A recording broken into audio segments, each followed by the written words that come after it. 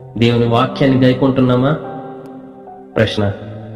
ఆయన వాక్యాన్ని దినదినము ధ్యానిస్తున్నామా? ప్రశ్న. అందుకే యోబు భక్తుడు అంటాడు ఒక చక్కని మాట, 36వ అధ్యాయం 11వ వచనం, ఉపదేశం వినుటకై వారి చెవిని తెరువజేయును, పాపము విడిచి రండని ఆజ్ఞ ఇచ్చును, వారు ఆలకించి ఆయనను సేవించిన ఎడల తమ దినములను క్షేమముగాను తమ సంవత్సరములను సుఖముగాను వెళ్ళబుచ్చెదరు. హల్లెలూయా.